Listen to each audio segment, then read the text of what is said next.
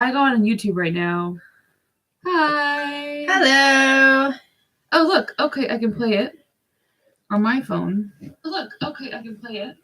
And then I can share it, right? I can share the link. Can I share the link? Can I share the link? Sure, you can share any link that you want. Oh my gosh, it's going to be really obnoxious. I can't see. You gotta close the door. Oh, yeah. I forgot about that. I'm copying the link. And then I'm going to... Please bear with us. We are just trying to figure out how to get this onto our Instagram. And you're going to hear us repeating things. Maybe turn it down a little bit. Hear us repeating things. Okay,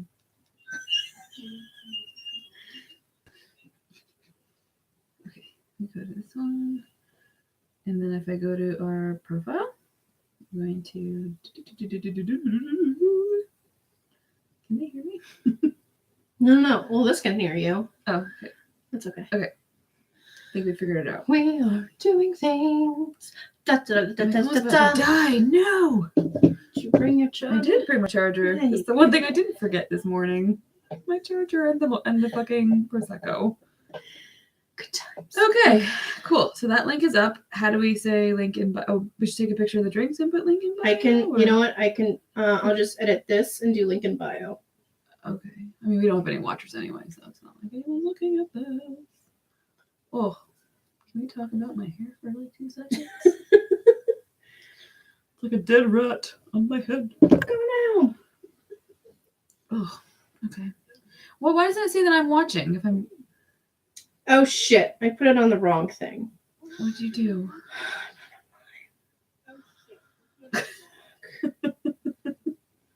Okay. See, I'm watching and it doesn't show me up there. So why? Because it has a bit of a delay. It has like a 5-second delay. But my name, no, but like there should be a person thing, right? Because I'm watching from what was an empath. Oh, it did at one point. Hello, testing. Did it come up? Oh, see, that came up, but it doesn't show that I'm watching. Do I have a privacy thing on or something? I don't think so. You made sure that it was public? Well, my chat went through. Yeah, but you're a subscriber.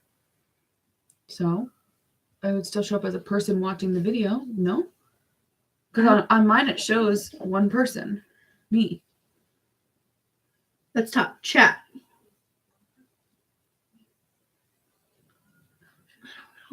This YouTube stuff is crazy. It doesn't really matter. If people are watching, they're watching. If they're not, they're not. And then they can watch it later because we'll save it. Yeah, we'll save it. We'll post it and everything. Okay. Well, so should we give people like 4 minutes? Because I want to share this on my page. That's a good idea. We should share. I'm going to share this on my page.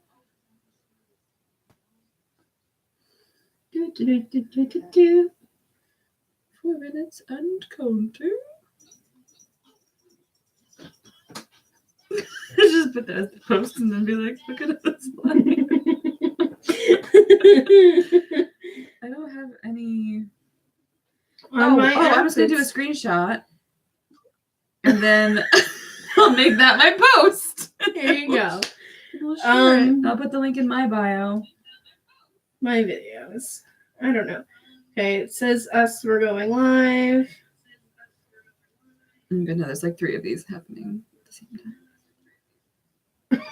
This is creepy.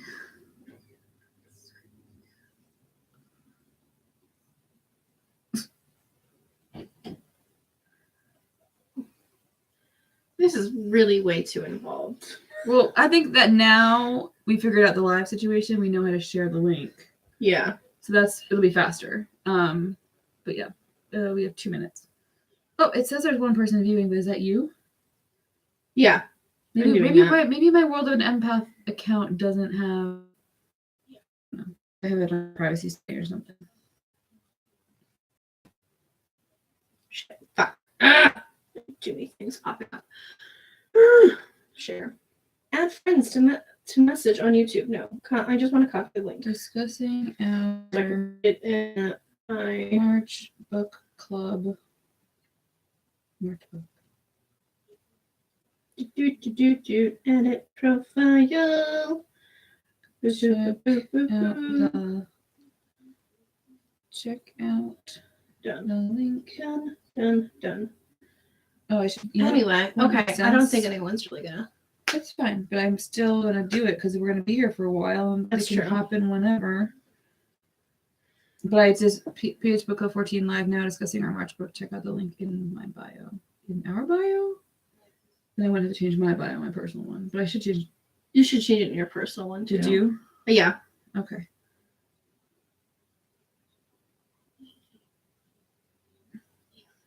No fond return of love. I think that's how every character spoke. Oh, Oh, Dulce. Viola. oh man. Wow. We're special. We're so special. That's fine. You know what? It's fun. Sunday fun day. I think I've tagged that like a million times. I'm a very basic white bitch. Sunday fun day. Brunch. Mimosas. Well, actually, these are. What do you call these? What are we calling these? I mean, blackberry thyme spritzer. Mm. I don't know. Well, spritzer's like, isn't that seltzer? True, but it's spritzy. It's bubbly. It smells very fragrant and delicious. It smells. You know what it smells like? You know, like when there's a smell that you know what it is, but you can't pinpoint what the smell is.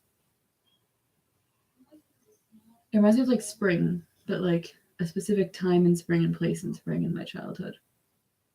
Isn't that weird? I think it's weird. I need a haircut. Okay. Okay. Sunday Monday.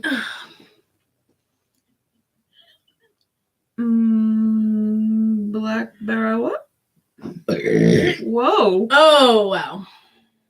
Yeah. Blackberry thyme. Cocktail? No. There's like another word, not spritzer, for champagne cocktails. Fizz. No, that's Oh, I think fizz is nice. Blackberry thyme fizz. color. Time. Oh. My mouth. Time to find a new hobby. Oh god, that was so bad. You're like my uncle. Jesus. Because nobody cares. I care. I care too, but I'm saying other people don't care. No time like the present. To watch our video. I crack myself up. Well, I wanted to take a photo of the. Watch us, sponsor us. Anybody who feels like they have money and Just give it. and is very intrigued by what we're doing here, it's it's interesting to you and you want to partake as a donor To donate sponsor books or booze or equipment. yeah Knowledge would help. Technology knowledge Technology would be knowledge. great. Not just like your general bullshit knowledge. No. Yeah. No. Yeah. Oh God, I have like this like eye that like I just like doesn't want to open all the way. I'm noticing, and I don't like that. Do you ever notice like in pictures when Sorry. when you take Focused on my that face. happens to me too in pictures when I smile and like one of my eyes is like closed more than the other one in pictures, so I kind of look a little Like I don't out like of it. it. Okay. I think it's time to start. It's 3:17. It's fine. We were supposed to go live We are half an live. hour ago. We're not all right. timely people. Well, we're figuring shit out. Yeah, don't judge us. Don't judge us. All right, stop posting. We gotta do this. I am putting the post. I'm making the post. Be the post. Are we entertaining? Please let us know. by leaving a comment in the chat. Or just a comment when you're watching this later when we're not live, but we have it up. Yeah. I'm going to share that in my story now too, so that everyone knows. Yeah. Watch us, please. I'm going to keep watching so it looks like we have people watching. Okay. So I'm just going to discuss the cocktail. Oh, that's a good idea. Of the month. We'll start with that. Yeah. We're going to start with a cocktail. Mm-hmm. I made a lovely blackberry thyme simple syrup at home with equal parts water, sugar, and love, and blackberries, and love, and just a little bit of time. Because you had a lot of time. No, the herb time. I'm staying for the video. I put puns too. I put time I laugh in at your puns. I know. I put time in the simple syrup, even though the recipe itself didn't call for it. I was like, well, I don't think just putting a sprig of thyme is going to be enough. So I put it in the simple syrup. So you made it extra like you always do. Yes. Kim Extra Wearing. All the I way. just gave your last name. I'm sorry. Oh, wait. Fine. If they follow you, then they know. If you know me, you know my last name. Just don't say mine. Unless it's my maiden name. Bitch. Unless it's my maiden name. And then, so it's just some of that syrup and a shit ton of Prosecco. That I provided. That she provided. That I got free. Because I got some hookups. And then just a garnish of blackberries and some thyme sprigs. Yeah. It's very delicious. And you can taste the thyme. It's not too much thyme, but not too little thyme. It's just enough time. Just enough time, which is never possible in life. Like this video will be just enough time. What time? We're 12 minutes in. We wanted it to be under an hour, okay. But for 10 minutes we could probably do an hour and 15 minutes. Yeah, that's fine. So 45 minutes from now, my timer will go off. And that'll give us a warning to focus and wrap things up. Though, if you've watched any of our other videos, you'd know that we don't do that. But we're gonna make it happen this time because we want you to watch, and we want you to actually stay and watch till the end, because some of the best parts are at the end when we're really drunk. Yeah. So cheers to that. Yeah. Cheers. Clink clink. Okay. I thought about doing flutes, but then I was like, well, I move my hands a lot, and I'm gonna knock my drink over. Way too much refilling, though. That too. Flutes, I can take down in like 2 seconds. Too. So that was why I wanted us to chug our first drink, but then I said, I did this, and then well, we titled this video called "No Fond Return of Love." Is it titled that way? I can't see. Just look at this. No, but I don't know if I typed it correctly. I don't see the title. AKA Old Maids Settling for Lame Men, and that's pretty much what it's about. But we're gonna get into the details of it because it's interesting in some ways, and it's also boring. No offense, Barbara Pym. It's a nice read. It's nice. It's just, it's not what it was expected to be. Well, I don't think Barbara Pym's watching this. So let's go into the history. But her family might. Probably not. Probably no one's watching. But we don't want to offend people. People may. You know what? No. You know what? No, these are our opinions. Yes. These are. Yes. We shouldn't be afraid of other people's fucking feelings. We're not afraid of their feelings. I'm just saying that it's, she did write a novel. It's not a good one. Okay, let's go in. But it's a novel. A lot of people apparently on Goodreads would disagree with us. Right. Okay, we're going to go. Okay. Well, I'm going to tell you a little bit about Barbara Pym. She wrote some stuff. I wrote some stuff. I did some research. Yeah. Not that there's much on her. But she had nothing going on in her life, just like the main character. That's mean. Don't say that. Oh, but these are opinions. What? How is that different than saying she wrote a shitty book? Well, because at that point you're personally attacking her. I'm not. Saying, well, she didn't really have a life.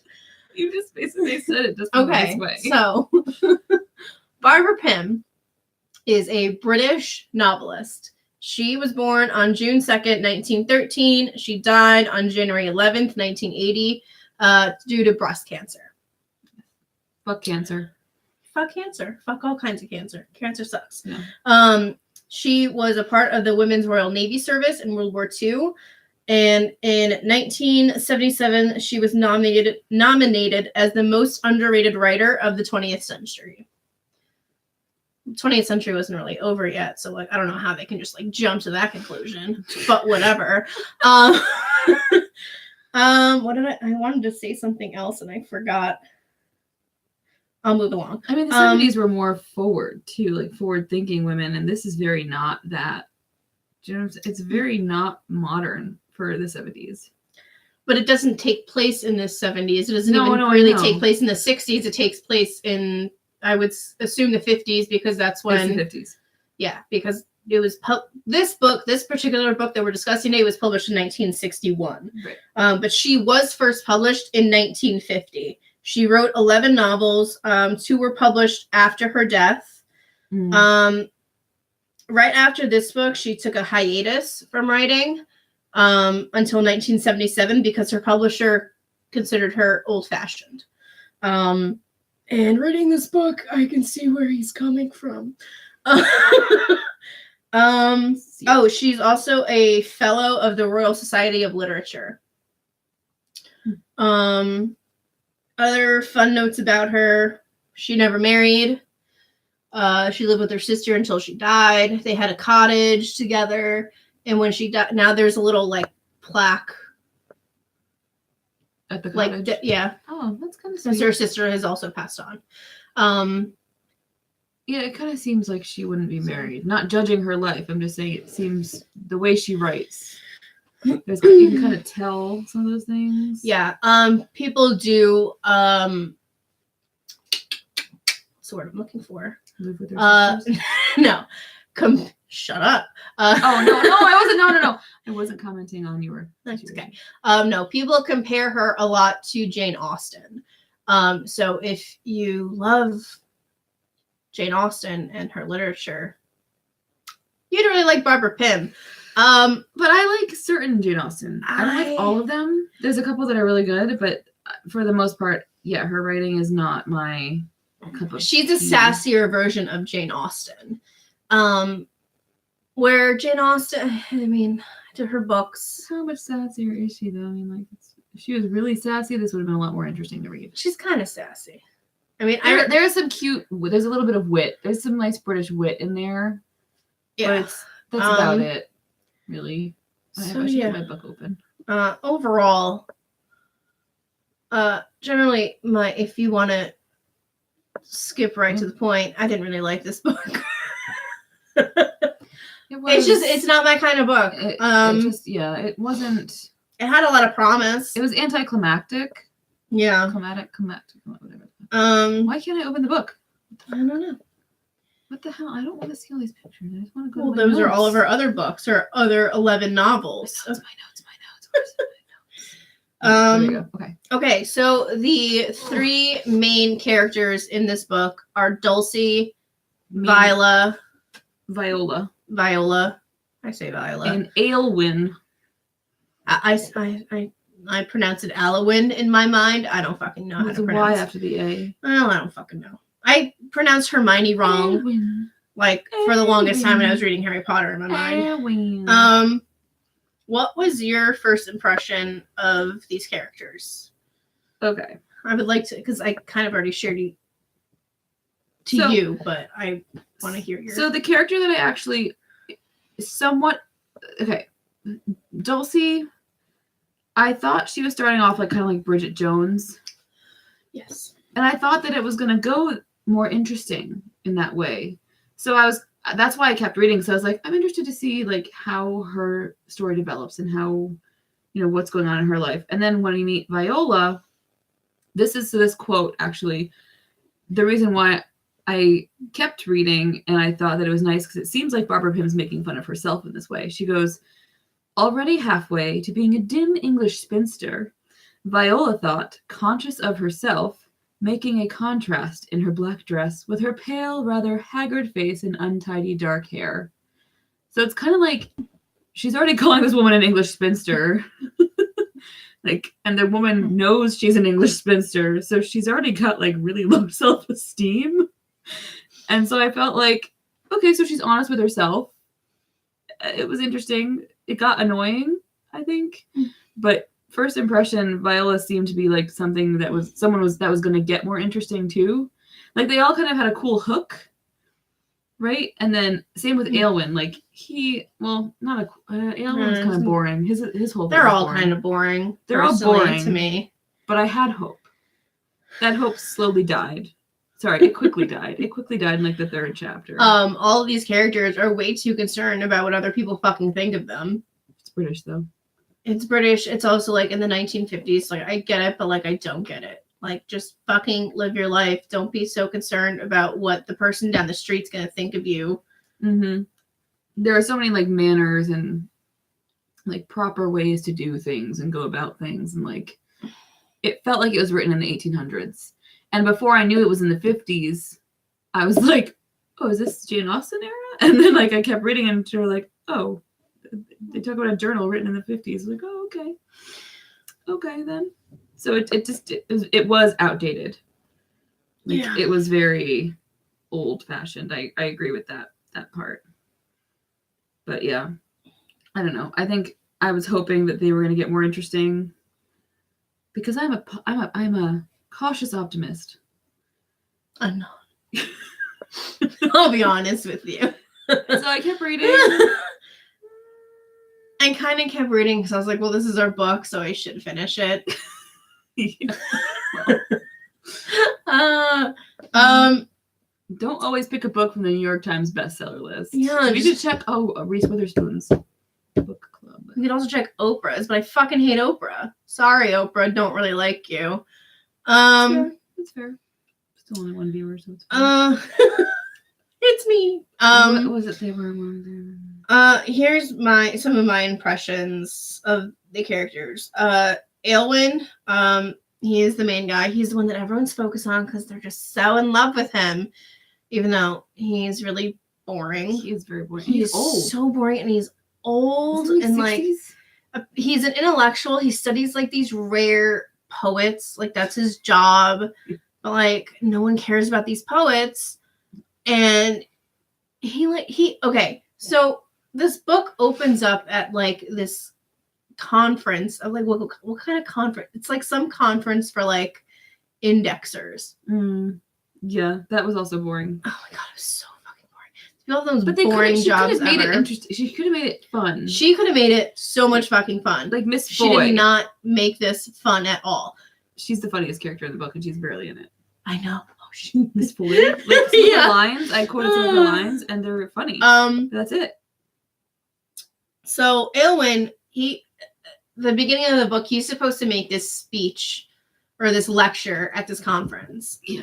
And it's something about being an editor, right? Editor? I can't fucking say editor. Editor. I can't say that word ever. Never been able to. And so I'm going to avoid saying it for the rest of the fucking thing. But so he has this speech and it's this lecture and it's just really fucking boring. I don't think they didn't even read any of the lecture. No, but in the book it describes how the people are just not even interested in this lecture, and then he faints in the middle of it. Yeah. Like, yeah, it's to 8 people. Like, there's no one at this conference. And then you think something interesting is going to happen when he faints, and it doesn't. Like he has like a condition of some sort. No, they skip to the next scene. He's just later, so like, lame. But they also skip that whole part and go like when she's back home. And I'm like, wait, but what happens after he fell? What does he have? Yeah, like people are going to church or whatever, but some people skip it because they're not church people, but like they walk around the grounds of wherever they are. Like that was basically the opening of the book. And I was like, this is fucking awful. The most interesting parts of their conversation was what type of Christians they were. You know, not about they were that. Evangelist or Protestant. But and then I wrote my note about Dulcie, the heroine in this book. If you can call her that. You can really call her. She's more of a busybody. She's just the main character is what she is. This whole book revolves around this bitch. who boring. likes to force herself into other people's lives because she feels like she needs to study them when really she's fucking stalking them and the bitch needs to find a new goddamn hobby. No. And that's my take on her. Yeah. Yeah. And here's why. Okay, so she is so obsessed with Aylwin. Is that his name? That's why I said Aylwin. Aylwin? AYLWN. Okay, so doesn't say like their exact ages, but presumably Dulcie and Viola they're in their like early 30s, right? Early mid 30s. Yeah, I think it was early 30s. But they're both like unmarried, so like their families are bees. like, "What the fuck are you doing?" kind of thing. Yeah. Aylwin himself is 47. He's already married. He kind of had, I guess, somewhat of a affair of some sorts with Viola when they were working together. That's how they know each other. They knew each other before this conference, and then Dulcie comes in and is like this nosy little bitch who just needs to know everything about everyone. She has nothing going on in her own fucking life. I'm so cruel. Anyway, I mean, do you want to put any input on this? You can jump in at any time. I know. I'm ranting. I'm trying to figure out where I want to start with my notes. Oh, so basically, aside from the fact that the main characters don't really do much interesting, I mean, they do stuff in the book, but it's like she was saying, they're just busybodies. It's all about people spying and stalking other people, and like it's weird. But my favorite parts of the book were the side characters that only have literally a paragraph about them, and they never show up again. So I'm going to read the one of the chairman in the first scene, after Aylwin faints. So the chairman was still standing on the platform, wondering whether it was necessary to bring the proceedings formally to an end. He decided that nothing of the kind was needed, for anything he could say would be an anticlimax after the dramatic scene that had just taken place.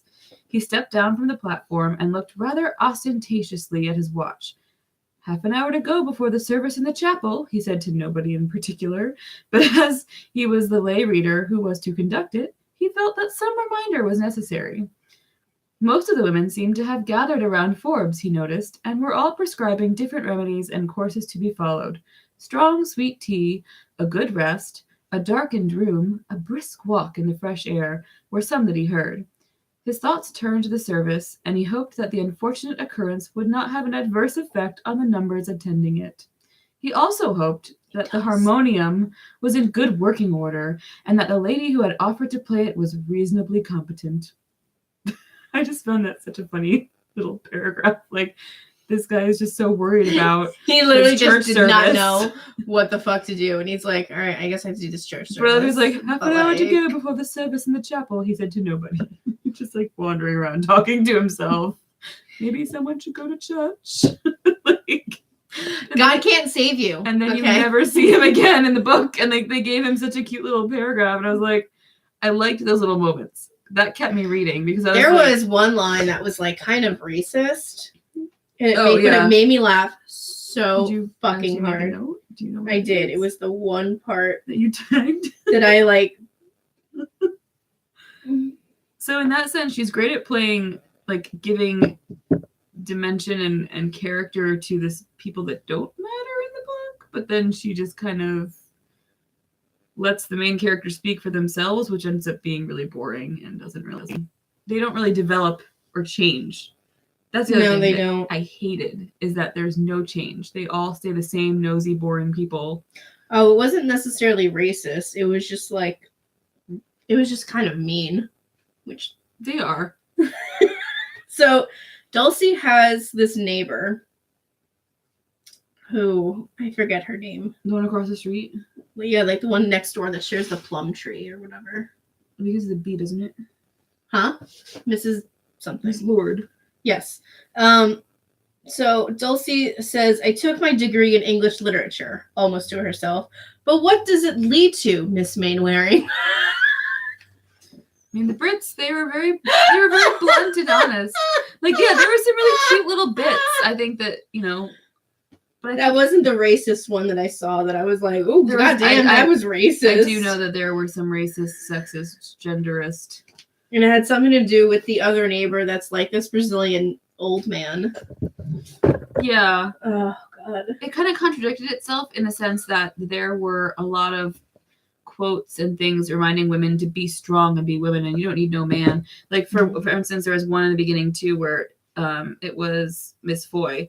So she goes, or Dulcie first says, I might, but even if I did marry, I don't suppose my character would alter much. And Miss Foy says, you would not allow yourself to be molded by any man, and neither should I.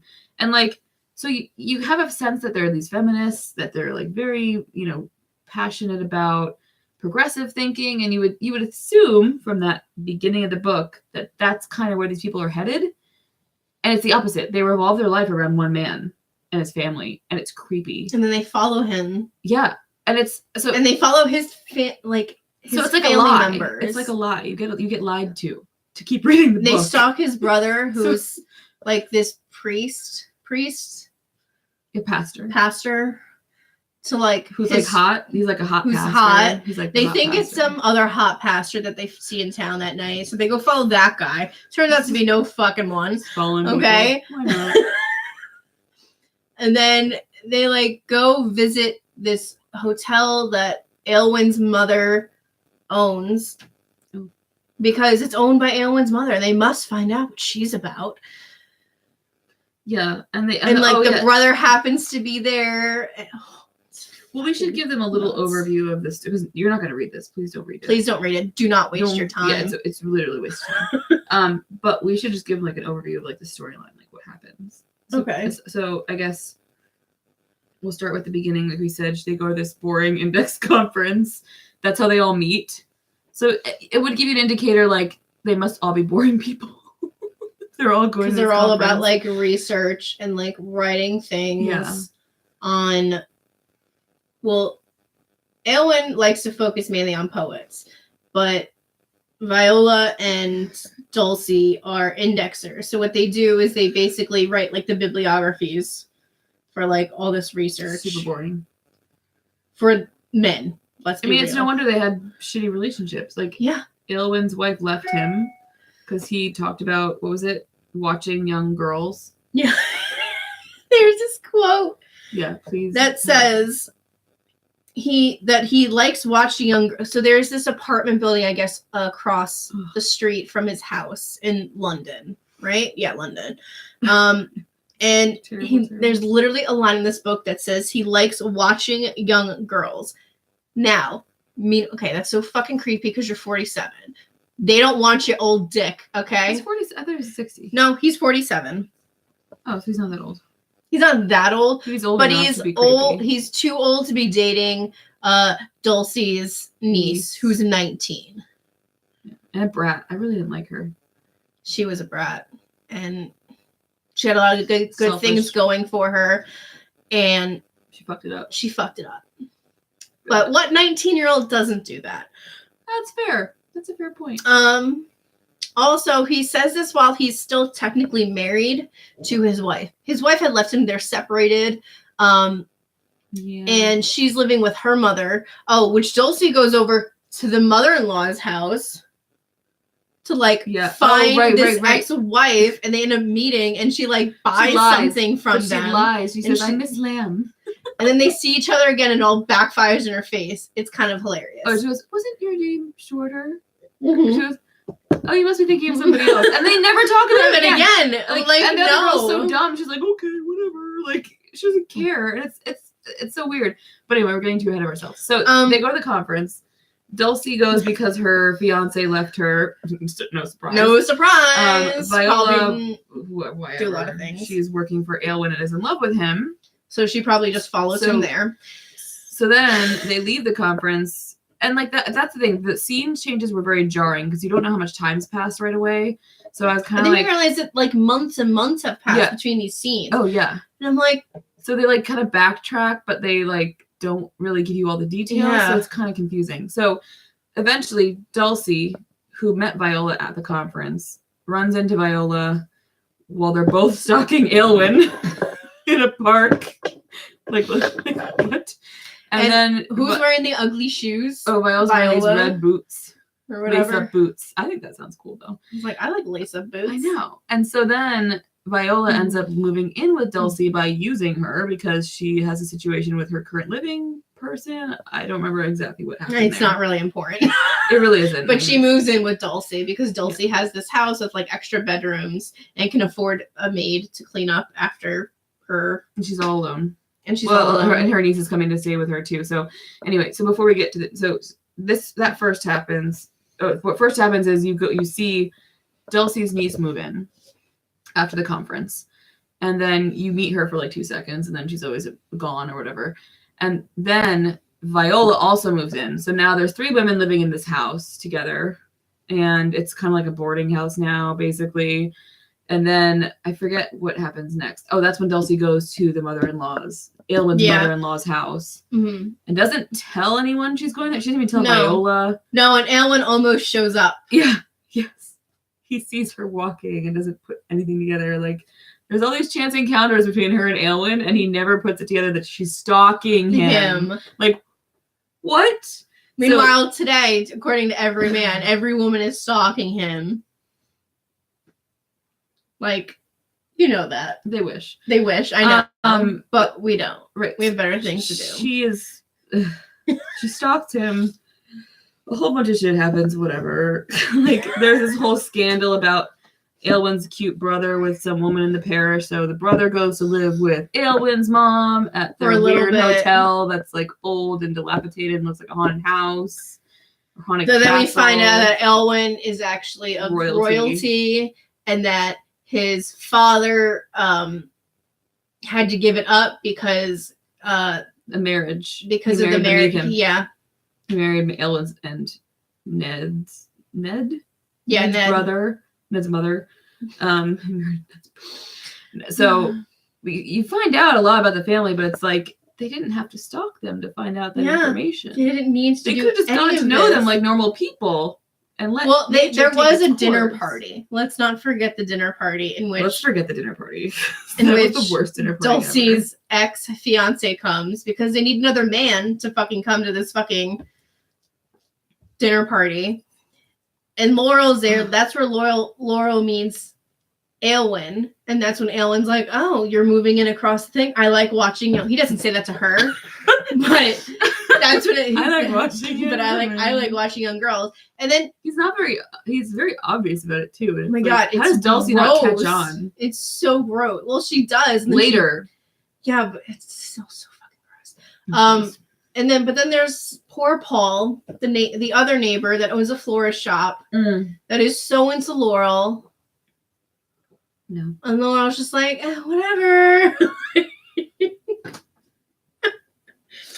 Like, Laura's the most insensitive bitch too. Like, he's making a wreath for a funeral, and she's expecting him to be all like not giddy, but like she's expecting him to. She's like, well, he didn't say much, and I was like, he's putting together a wreath for a funeral, bitch. And he's working. Like, you're bothering him during his working hours. Yeah. Oh my God, I can't. Like, stop going to his floral shop while he's fucking working, and like maybe actually have like personal time with him, not while he's trying to get shit done. Right. Anyway. But all that stuff happens, right? And then at the very end, you think something else crazy might happen. Like, I was like, okay, this book mostly sucks, but maybe if the ending is exciting or something crazy happens, I won't regret losing all these hours of my life. And then nothing happened. Like, everything, it was predictable in the sense that, like, you know those disappointing, predictable things where you're like, this is probably going to happen, and I don't really want it to happen, but it's going to happen. It did. Well, we forgot to mention how Laurel was using Aylwin as a sugar daddy for some point in time. Was she really using him, though, for that? I mean, she went to dinner with him, like, twice. Yeah, but then, like, they went to, like, that ladies' club or whatever, and it was all, like, older men and younger girls at the place. That sounds like a strip club. No, or it's not going to be a strip club. Or like some weird swinger shit. It was weird because he was like in love with Laurel. He wanted to marry her. And then Dulcie, when she sees him at the mother's hotel. Okay, so Dulcie and Viola go on this trip to follow Ned, the pastor, because they know that he's there. Well, they find out he's there once that they show up, but they know for some reason that's their business. But they know it's the mother's fucking hotel. And they're like, oh, let's just go for Easter weekend to find out some family secrets because we don't know how to mind our own fucking business. And we have no family to go. And she was supposed to go see her family. She was supposed to go to her sister's place. Sweet. She ditched her family to go stalk this dude's family.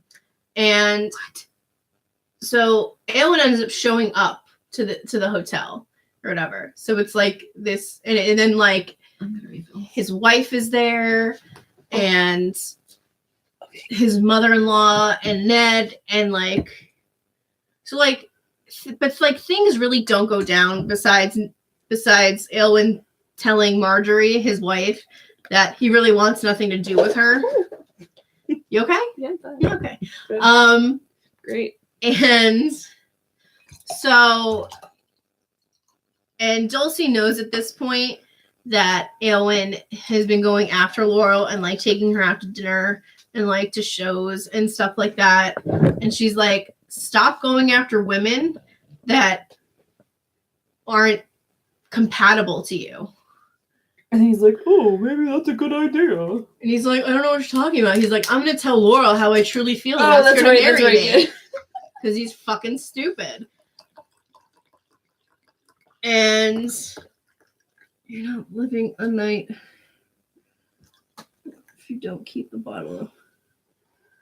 What? These people are all like secret alcoholics. They're all, let's be honest. But like they're not, because they have like a glass of sherry.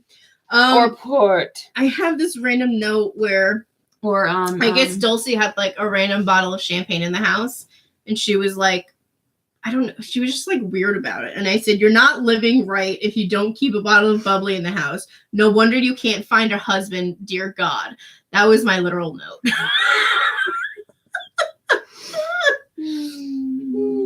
They mentioned something on a boiled baby. I don't know what that is. And I'm still disturbed by it. Also, I don't know whether or not there's something about an eagle in this hotel. I don't know if it's a real eagle. No, it's a stuffed eagle. They say it's stuffed. Oh, it's stuffed because because they mentioned molting and I thought it was just a statue. But then I was like, why is it molting? Do we have a real fucking eagle? I was very confused. Boiled baby was like, it's like a weird boiled egg or something or something. I forget what it was. But can I just read this one quote? Because it's really funny. So some of the things once I realized the book was going to suck for the whole time, I tried to focus on finding little funny tidbits and quotes that I related to today. And here's one. Yes, you must come and have a meal with me one evening, said Viola casually, as if she might be saying it because it was expected of her, which with no intention that the meal should ever really take place. I do this to people all the time. Well, I don't do this to people. I get this done to me. They're like, oh, we should go catch up and go get drinks. And then we never go get drinks. It's like, I mean, that happens all the time. Yeah. I just thought that was funny. It was like the old British way of saying, hey, let's be friends, but we're never going to see each other. Ever. Except now they live with each other, which is weird. They're never. Oh, yeah. And Viola getting married to that random dude. Like the knitwear dude. She gets married to some random dude that. How is she? Oh, it's Dulcie's aunt's maid's brother. Everyone connected in this book. It's weird. I think the brother's gay though. He's like a fashion designer. Oh, the uncle? No. The one that Viola marries. He's like a fashion guy. He like, remember? Yeah. He works in the fashion store, and he's all like, "Oh, those would look lovely on you." Well, Tommy Hilfiger's a fashion designer. He's not gay.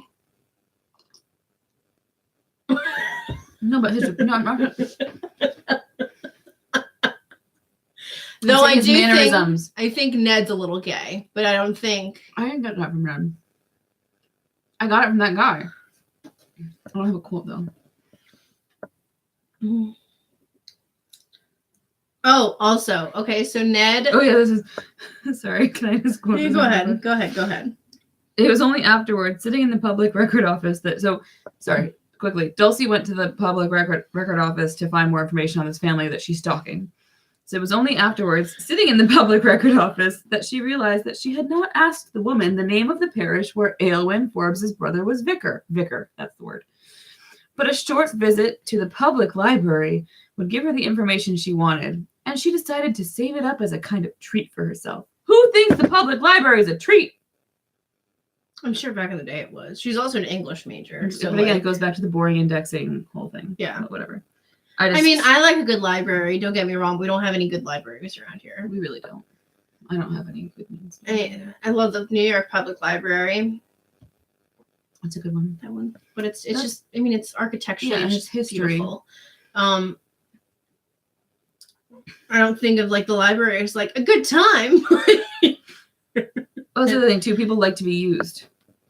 Like Dulcie knows that Viola's using her. There's a quote where she literally says she knew that Viola was making use of her. Yet it was flattering to feel that she had been chosen, even to be made use of. It's like, how desperate can you be for attention and love, lady? Love yourself. Maybe work on your character. Work on yourself. I'm sorry, but like, that is so sad to me and pathetic. So after Ned, after this whole debacle, Viola gets married. Dulcie, Laurel moves out to the house across the street where Aylwin's clearly watching her every fucking move. Oh yeah, Laurel. Dulcie is by herself in this house. She got this house because her parents died and they gave it to her. So now she's thinking of moving because she has no one. And then Ned offers up this flat, as they call them in England, to Dulcie, who, like, this flat was owned by the woman who wanted to like have an affair with him when he was at the parish, and that's why he left to go to his mother's place. And I wrote, why would you offer the flat of the woman who was previously in love with you? That's such foreshadowing. It's like a haunting. Yeah, that was weird. It was weird.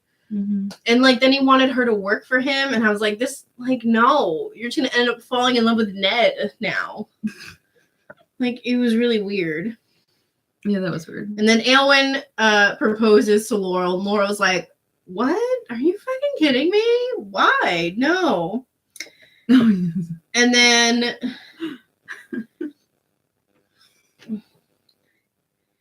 then basically after his conversation with Dulcie and then Laurel saying no, he's like, well, I guess Dulcie's my best option. That's basically what it was. And I said, Dulcie doesn't care. She likes being used. So yeah. She's just. But I said, I personally think I wouldn't waste my time on him personally. He goes for whatever is convenient for him. It's ridiculous. Oh, and Viola and this guy were like dating for 4 months, and they're like, we're gonna get married now. When you're that old, it happens that way. And when in that time period, it happened that way. But then, so I have to say, remember the scene where Paul is in the shop, and poor Paul. Laurel had gone to see him. I love Paul. He's so sweet. And so when they were, I forget where they are, but at this point, so Paul would have liked to say something more, to ask her to go out with him one evening, but he was too shy to think of anything quickly enough. A pity he's so dumb, Laurel thought, hurrying out into the dusk, but there would surely be other meetings. The encounter, as was only to be expected when it had taken place in anticipation so many times, had been disappointing, like this book. They give you these ideas and like these characters do certain things. You're like, oh, something cool's gonna happen, something's gonna change, and it doesn't change. It just gets more pathetic and sad and depressing and boring. But I just thought it was funny because she was like, the encounter, as was only to be expected, when it had taken place in so many times. Like, bitch, what do you need? A guy to come in on a fucking unicorn and like pull you up there and take you off on some magical adventure? Like, go do some opium, and then you'll have what you're looking for. Because she clearly could not appreciate anything she had. Like, that's what I got from Laurel. No, she's going to secretary school. She wanted to get banged by old men. It was very obvious. Yeah. All right, and that's our review on No Fond Return of Love. Oh, we're done. Okay. Yeah, that's the end of the book. Oh, I just have these quotes. Oh, you can make quotes. We're at 50 minutes. I know. I've been watching. I have the timer. Okay. I just thought there were some funny things in here. But in short, this book was basically about desperate people who do really stupid things and stalk other people because they have no lives. Don't be one of those people. If you ever feel like you need to stalk a person's family to know about them, stop and think for a second of what Dulcie ended up with. She ended up with a man who didn't really love her in the first place. And she's still indexing. To this day in whatever make-believe world she lives in. It's sad. But yeah. Hopefully next month we have a much more exciting book that we both love. It's my favorite, and so in honor of my birthday month, I'm doing Shakespeare. It's also Shakespeare's birthday and death month. Oh, that's right. Yeah, that's right. Oh yeah, April. Aries. I'm excited. So yeah. Thanks for watching or not watching. We're going to continue to drink our lovely blackberry time fizzes. Right. Any final thoughts or? Well, we never really did the welcome to Power Hour Book Club thing, but it's fine. Welcome to Power Hour Book Club. At the end of the book club. That's review. Kelly. I'm Kim. Oh, there was something interesting that happened. Oh, do you want to do personal stuff now? Usually we do that in the beginning, but we usually do it now. We could do it now. So it's fine. So just as a recap, for those of you who don't know, I'm divorced. And my ex decided to reach out to me this past week, which was out of the blue. Oh, I didn't know we were going into this. Okay, I thought it was something different. Okay. Well, I'm going to go into the second part about it. Okay. I didn't respond, obviously. So women, if you have an abusive ex who is trying to reach out to you after it's over, do not respond. Just don't do it. You've moved on. You've grown. It's not worth it. Break the cycle. I'm so much happier now. I have so much more going for me. I don't need to backtrack. I'm good continuing on this path. So clearly he's miserable. Because I also found out that he has been sleeping on the couch of his parents. Oh, and he super liked me on Tinder. Yeah, he did. He knew what he was doing. So all I'm saying is that women, opposite of what Dulcie did, you find a man who's going to treat you well, and if he doesn't, you just forget the fuck about him. And if you don't want a man at all, yeah, or a woman, that's your right. That's if you want multiple men, just make sure they treat you right, and use a condom, or multiple women and men. Just be safe. Yeah, get tested. Where'd that come from? Well, if you're sleeping with multiple men and or women. I was just saying, even in polyamorous relationships, just make sure the people you're with are not going to traumatize you and treat you well. They don't manipulate you. Do not go back to them or respond to them if they reach out, because it is a tactic to get them or to get you to let them back into your life. Don't do it. It's a trap. It's a trap. Admiral Akbar would say it's a trap. So it's a trap. I mean, I don't know what your personal life's going on. Anything? No, nothing. Exciting? No, I was talking to this one dude on Hinge, and then he just deleted me because I didn't respond to one message, during his what he thought was appropriate. I was busy that day, and I was just I'll answer him later. I'm sorry. Wait, he ghosted you because you didn't respond in time? Yeah, apparently. Okay, that's bullshit. Yeah. Well, if you're dating someone, it's different. But if you're just he's a sad man. People have no patience. But also, basically, never officially asked me out. Was what are you doing this night? Let's do this. Right. He was oh, I'm here right now. Blah blah blah. I've never been here before, but it's nice. This place is fun. Okay. He didn't like invite you out to meet him. No. What is wrong with people? I don't know. Because I'm not going to play, like, I don't have time Games for are your games. Fucking stupid. Ask me fucking directly. Yeah, that's weird. And I would have told him no because I was already in my pajamas. But still, I could have set up a different time. Yeah, the game. Because I'm not for that last minute date bullshit either. Yeah, who doesn't schedule things ahead of time? I'm officially in my 30s now. I don't have time for that. That fathoms me. Okay, we're not in middle school or high school anymore when you know everyone who lives so close to you. It's different. Like, I don't live this close to Kim. Yeah, no, You have to plan things sometimes over a week in advance. Yeah.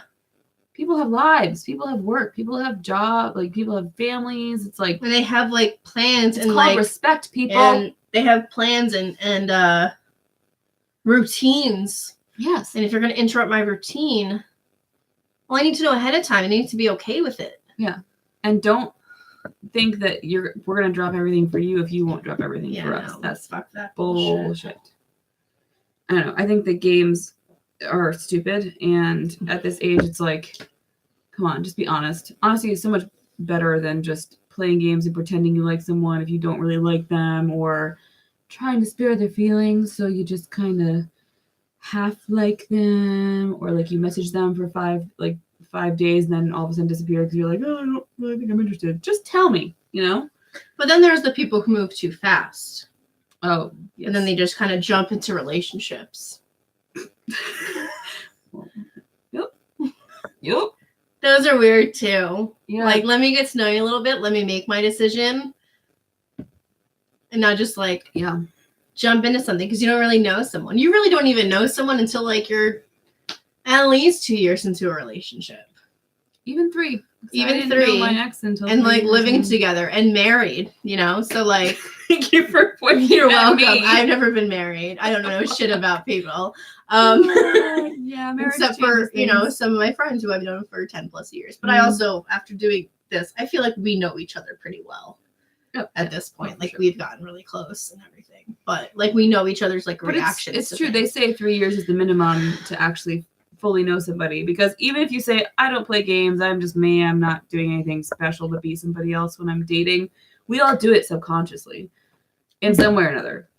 Even if we say we're being blunt and honest, some of us still don't fully share everything about ourselves. So, just saying. I think I do, and that's why I'm still single. But, you know, it's fine. All right, and that's our time. Well, no, that was for 45 That was for 45 minutes for the book. Oh, God. Leg. You okay? Seized. It hurts. We've been to the gym, and now we're sore. God, yeah. I worked my ass off at the gym this weekend. But it's the best motivator and it's the best therapy. I found out that when I was pissed off and frustrated that the gym is very, very good for that. My best motivator to go to the gym is just to find the hotties at the gym and not talk to them and just watch them from afar. So stalk them? I don't stalk them. I don't follow them. Watching from afar. I just watch them. I like to because I'm in one place. I'm on the gym. treadmill right now. I'm just trying to get back into the routine of going to the gym on a regular basis. Yeah, that's been the hardest. So I'm for me just too. doing a treadmill or like some kind of cardio machine at this point. So I try to like find my focus. And if a hot, you know, good looking guy happens to be there, great. Even better. At least I know you're probably there during that moment in time. So that means I'm going to try to go to the gym during that time. So just so you're clear, if you are in the area and you want to go to the gym and meet Kim, she would be happy to meet you if you have a hot bod. And a hot face. Don't give me like hot bod, smushed face. Don't do that. How many smushed face men do you meet? Oh, you'd be surprised. Smushed face? What does that even mean? Smushed? Like they look like they're up against a window, like, hey. Or like the guys who look good from afar, but then you come close up and you're like, oh, I didn't really like that mixture together. Okay.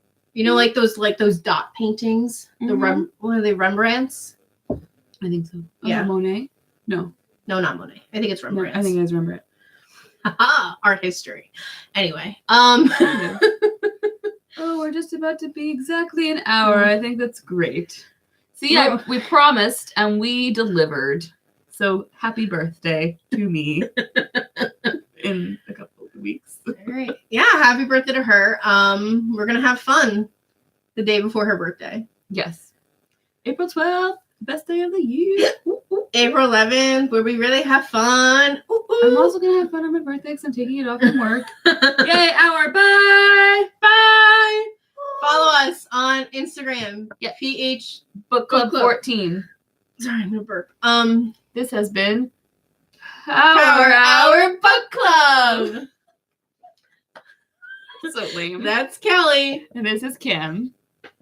Bye. Oh, it's not over.